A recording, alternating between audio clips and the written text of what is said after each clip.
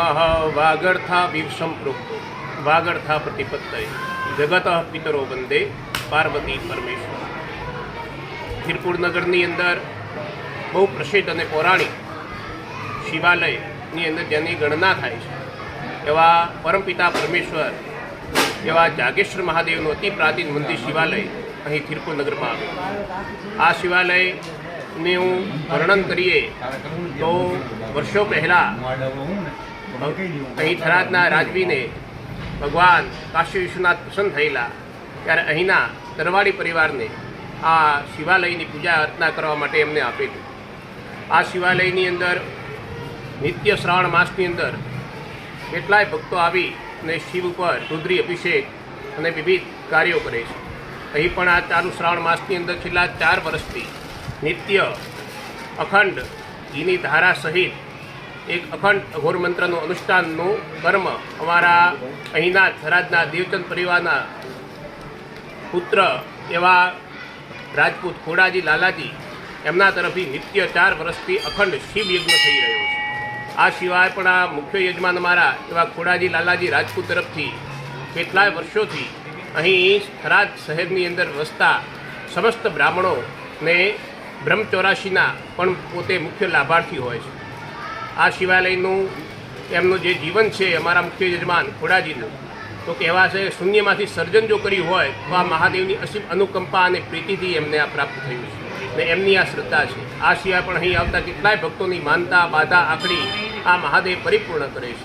આ મહાદેવનું નામ જાગતા નામ જાગેશ્વર એ નામ પ્રસિદ્ધ છે. અસ્તુ જય જાગેશ્વર.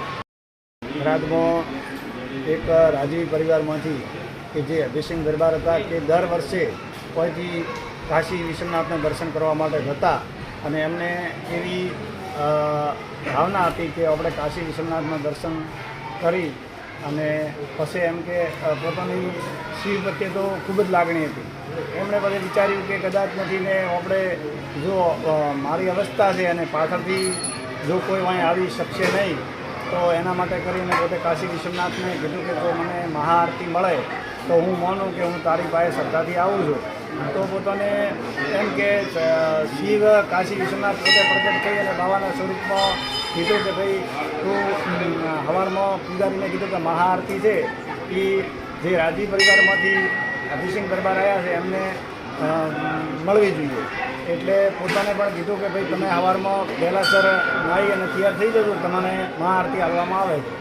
એટલે પોતે મહાઆરતી પણ ઉતારી અને વધતા બીજા નગરમાં પોતે થોડા ભોળા હતા મારી માફક. એટલે એમણે કીધું કે કદાચ ભગવાન જો મહાઆરતી મને હાજરો હાજર મળી હોય તો મારે એનું કંઈક પ્રમાણ જોઈએ. એટલે પ્રમાણ પણ મેં હોય જાગેશ્વરની અંદર ઘણા લીધેલા છે. એટલે એના માટે કરીને હું કહું છું કે કોઈની ઈચ્છા હોય તો અહીં પૂરી જ થાય છે, પણ છતાં પોતાને પ્રમાણ માગ્યું એટલે કોઈક તો બીજું કોઈક પ્રમાણ માગે, પણ પોતે તો એવું પ્રમાણ માગ્યું ને કે કોઈ વાત જ છોડી જોઈએ. એટલે પહેલું પોતાને જેવું પોતે પ્રમાણ માગ્યું એવું સીધું જળની અંદર લિંગ આવ્યો હાથમાં, એનું કાશી વિશ્વનાથ નામ આવ્યું છે. એ હાલ દરબારની અંદર સ્થાપિત કરેલું છે. અને પોતે કીધું કે ભગવાન હવે હું એક બીજું વરદાન માગું છું તારી પાસે, પણ પોતે ત્રીજું નહીં માગું. એટલે બીજું માગ્યું એ અત્યારે જે આપણું આ વચ્ચોવચ્ચ જે લિંગ છે એનું નામ આવ્યું જાગેશ્વર મહાદેવ. ધન્યવાદ તો એ દરબારને કહેવાય કે એમને આ ઓલું નામ તો બરાબર છે કાશી વિશ્વનાથ, પણ કે મારો આ થરાદની પબ્લિક છે એ જાગતી રહે, પણ હજી જાગતી નથી. કે જ્યાં સુધી તો એક દિવસ એવો આવશે કે આ જગ્યાએ પોલીસ ગોઠવાવી પડશે શ્રાવણ મહિનામાં, અને એ ટાઈમે જ અમારા જેવા ભગતની જે ઉડાવે છે ને હાલે એ બધા ઉડાવતા બંધ થઈ જશે અને એમ કહેશે કે ના ના મારું બધું ખરેખર વાત સાચી છે, ખોટી નથી, અમે તો કદાચ કાલે જતા રહીશું પણ આ વાતો રહી જશે. અને 100% એક દિવસ એવો આવશે કે આવનારી પેઢી એવું દેખશે અમારી અને ભૂદેવોની એટલે કે તરવાડી કુટુંબની અને તમામ બીજા જે શ્રીમાળી કુટુંબ છે એ કે 100% એક દિવસ એવો આવશે કે હું જતો રહીશ પણ પાછળથી પોલીસ ગોઠવાવી જ પડશે. એનું કારણ શું થશે? વસ્તી હમાશે નહીં. અને આ જાગેશ્વર મહાદેવ એવા છે કે જે કોઈ અહંકારી આવે છે એનો અહંકાર ચલાવતો નથી.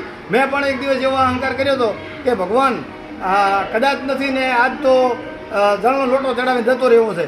તો ભગવાને રીતસર એવું આવીને કીધું કે ભાઈ હવે તો થોડો શ્યામંગ થઈ ગયો છે એટલે જ તમે જળનો લોટો ચડાવો તો 2 બીલી ચડાવો તો શું વાંધો. એટલે હું એવું માનું છું કે અહીં અહંકાર ચાલતો નથી. અને નિર્બળતાથી જે આવે છે ડૉક્ટરોએ ના પાડેલો છે કે આ બાઈને સંતાન નહીં થાય, એ બાઈને સંતાન થયેલું છે. પછી કોઈની ગમે એવી નોકરી બારામાં બીજે ત્રીજે જે મનોકામના હોય એ જાગેશ્વર મહાદેવ પૂરી કરે છે ને કરે જ છે. એના મારી પાસે દાખલા છે. કોઈ કહેતો હોય કે ના મારી ઈચ્છા પૂરી નથી તો તારી નીતિ ખરાબ. જેની ઈચ્છા નથી પૂરી થતી એની નીતિ ખરાબ, અને જેની નીતિ સારી છે અને હૃદયથી મોને છે એક વાંતડો રાખીને એને જાગેશ્વર મહાદેવ સાક્ષાત દર્શન જે જ છે. અમે અત્યારે રાત્રે કમ્પ્લીટ 3 વાગે હવા 3 અહીં આવી ગયા. રાત્રે 10 11 વાગે હુરા કોણ બધું ચલાવે છે? ચલાવવાવાળો જાગેશ્વર જ છે. 2007થી આવવાના. 2007ની સાલની અંદર મારા ઇલાકામાં થઈને પૂછી લ્યો કે કેવી રીતનું પોઝિશન હતું ને અત્યારે કેવી રીતનું પોઝિશન છે.